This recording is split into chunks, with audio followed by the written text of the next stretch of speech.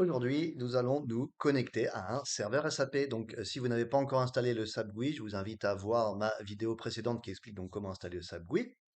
Et donc, si c'est le cas, vous avez sûrement acheté ou reçu un accès SAP. Donc, vous avez ici les détails de l'accès. Par exemple, là, c'est les détails pour Windows. En dessous, il y a les détails pour Mac.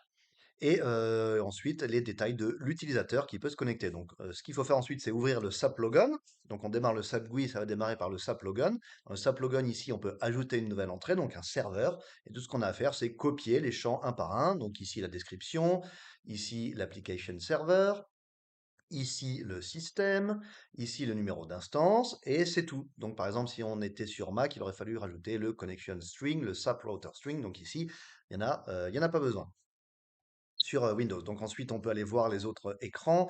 On n'a pas besoin d'activer la Secure Network Communication.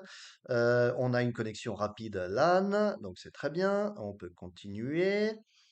Ensuite, on peut changer le langage si on veut. On peut changer l'encodage, mais tout de suite, on va pas le faire. Et ensuite, donc l'entrée a été rajoutée. Et si on double-clique dessus dans le SAP Logon, ça va nous ouvrir l'interface de connexion SAP GUI à notre serveur. Donc ici aussi, tout ce qu'on a à faire, c'est copier-coller donc que nous a donné, donc notre nom d'utilisateur SAP, notre mot de passe, et comme c'est notre première connexion, forcément le système va nous demander de changer le mot de passe. Donc ce qu'on fait, on rentre un nouveau mot de passe. Hop, donc je le mets un nouveau mot de passe. Je retape le nouveau mot de passe pour confirmer et je valide. Voilà, hop, notre mot de passe a changé, donc on a le droit au copyright.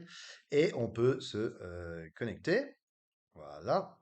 Et maintenant qu'on est dans SAP, donc on peut ouvrir une transaction comme on veut. Donc par exemple, ma transaction préférée, c'est la transaction MM03, la gestion des matériaux. Voilà, on peut appuyer sur F4 pour lancer une recherche. Voilà, dans la description de matériel, par exemple, on va mettre quelques lettres avec le étoile pour rechercher tout ce qui correspond. Hop, entrée, on démarre la recherche. Et voilà, on a nos matériaux. On peut donc jouer avec notre système SAP. On est connecté au serveur et on peut faire donc tout ce qu'on va faire dans SAP.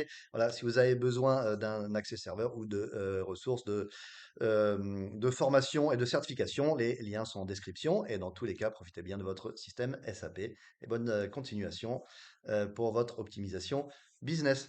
Merci de votre attention.